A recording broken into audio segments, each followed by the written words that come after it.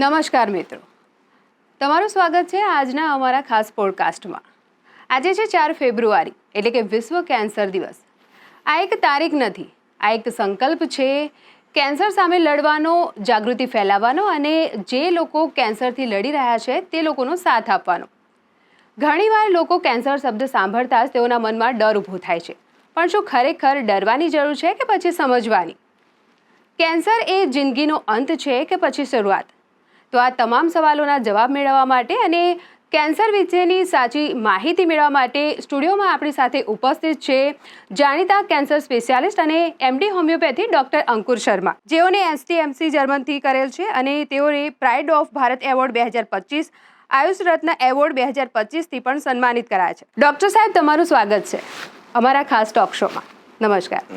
તો કેન્સર વિશેની પાયાની સમજ મેળવીએ કે કેન્સર એ શું છે અને કેવી રીતે ફેલાય છે.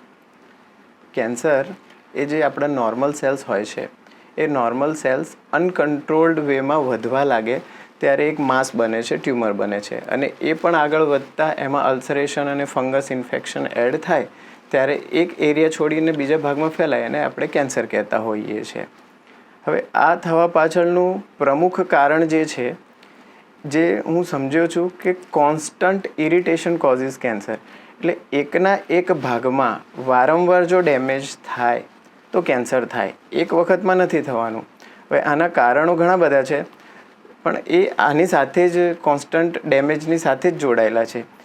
આને 3 ભાગમાં આપણે વહેંચીએ. જેમ કે ફિઝિકલ ડેમેજ હોય વારંવાર, જે તમાકુ ખાતા હોય તો એકનું એક વારંવાર બકલ મ્યુકોઝામાં મોસ્ટ કોમન છે ટંગમાં, તો એકનું એક ભાગમાં ડેમેજ થતાં એની અંદર નોર્મલ સેલ્સમાંથી કેન્સર સેલ્સ થવાના તબક્કાઓની પ્રોસેસ થઈ જતી હોય છે, જેમ કે હાઇપરપ્લાઝિયા, ડિસ્પ્લાઝિયા, મેટાપ્લાઝિયા. તો એ નોર્મલ સેલ તરત કેન્સર નથી થતું, એમાં વારંવાર ડેમેજ થાય છે, વારંવાર તમાકુથી ડેમેજ થાય છે, તો એના જીન્સ જે DNA મ્યુટેટ થાય અને કેન્સર થાય.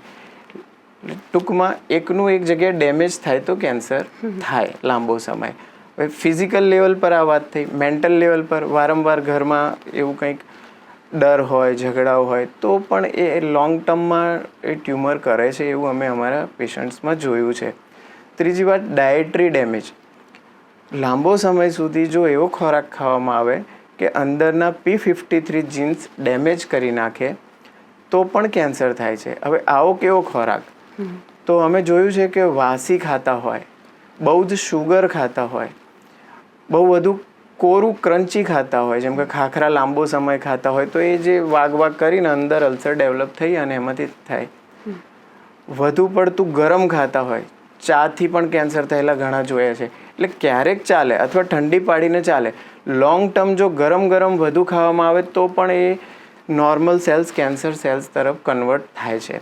એટલે આ બધા રીઝન થયા ડાયટરી, કે જેનું શ્રી કૃષ્ણ ભગવાને 17મા અધ્યાયના 8, 9, 10 શ્લોકમાં ખૂબ જ સરસ રીતે વર્ણન કર્યું છે. અને આ જ વસ્તુ અલગ અલગ વૈજ્ઞાનિકો, doctor James Allison, doctor Tasuku Honjo Japan, doctor Tullio Simoncini, આ જ વસ્તુ સાયન્ટિફિક વેમાં સમજાવે છે કે આવો ખોરાક ખાવાથી કેન્સર સેલ્સ થાય છે. આ વસ્તુ નવી છે અને ઘણા લોકો જાણતા નથી હોતા કે કેન્સર આ રીતે વાસી ખોરાકથી પણ થાય છે.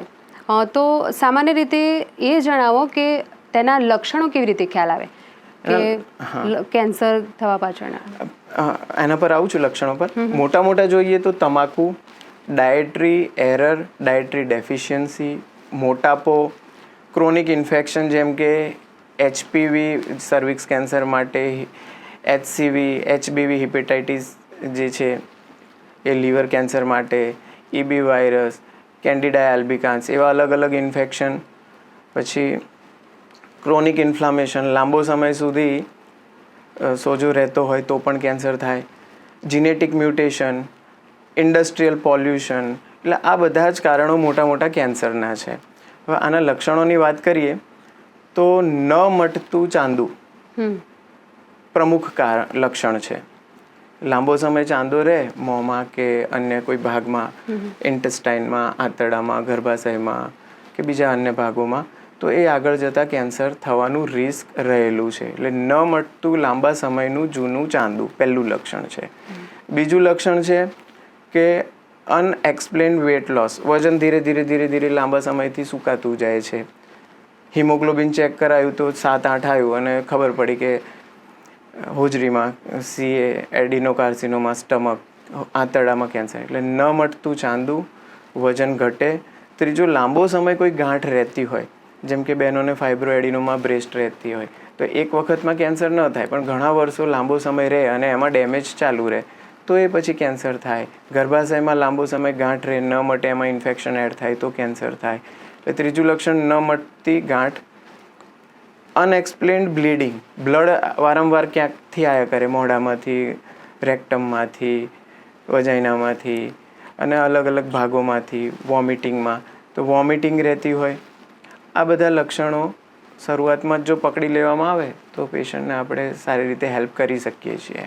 અને કેન્સરને લઈને ઘણી ગેરમાન્યતાઓ હોય છે કે દેશી નુસ્ખા છે અને આ બધું કરવાથી કેન્સર મટી જાય છે, તો એ બાબતે શું કહેવું છે તમારું? ના, એવું ન કરવું જોઈએ, કેમ કે એનું કોઈ એવો સાયન્ટિફિક ડેટા નથી હોતો કે કોને મટ્યું છે. એકાદ જણને મટી ગયું હોય ને વિડીયો વાયરલ થાય તો ઘણા બધા લોકોને એવું લાગે છે કે મટી જ જશે. અને લોકોમાં ડર છે કે કેન્સરને લઈને કે ખર્ચ વધી જશે અને એના રિપોર્ટ્સ બહુ મોંઘા હોય છે, તો એને લઈને તમારું શું કહેવું છે?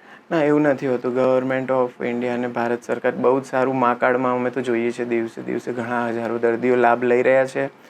બધી જ સારવાર આવા સેક્ટરમાં, હેલ્થ કેર સેક્ટરમાં સરકાર બહુ જ મદદ કરે છે. એમની બાયોપ્સીથી લઈને CT સ્કેન, પેટ scan, MRI reports, treatment, surgery, બીજી સારવાર, કીમો, રેડિયેશન, એ બધું જ ગવર્મેન્ટ ખૂબ ઓછા ખર્ચે અથવા ફ્રી ઓફ કોસ્ટ જ ઓલમોસ્ટ કરી રહી છે.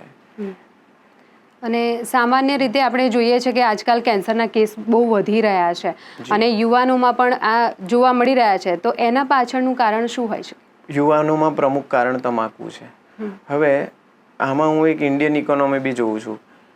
25 કરોડ લોકો એક એવરેજ તમાકુના યુઝર્સ છે, અલગ અલગ ફોર્મમાં, થ્રુ ચ્યુએબલ તમાકુ ખાતા હોય અથવા સ્મોક કરતા હોય અથવા સૂંઘતા હોય છીંકણી થ્રુ અથવા પેસ્ટ.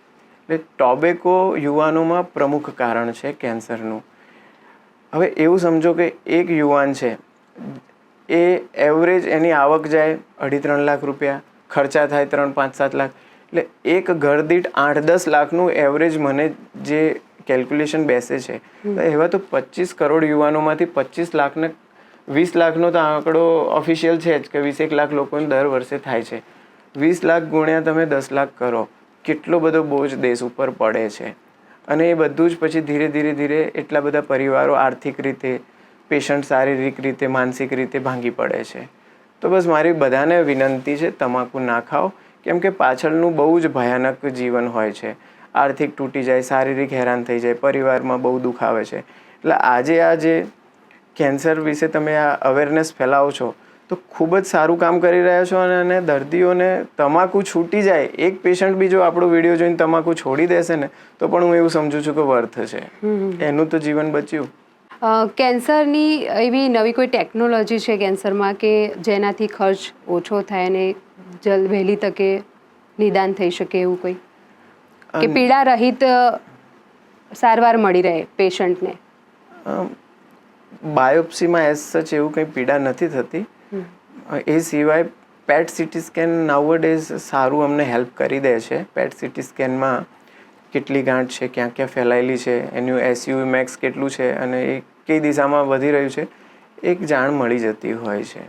એ થોડુંક ખર્ચાળ છે પણ એવી આગામી સમયમાં આરોગ્ય ખાતાને અરજી કરીએ કે ઓછા ખર્ચે દર્દીને પેટ સ્કેનની સારવાર મા કાર્ડમાં તો ફ્રીમાં થાય છે પણ પ્રાઇવેટ લેવલે પણ એ ઓછા ખર્ચામાં થઈ જાય, એવું કંઈક થાય તો ખૂબ પેશન્ટને મદદ મળી રહેશે.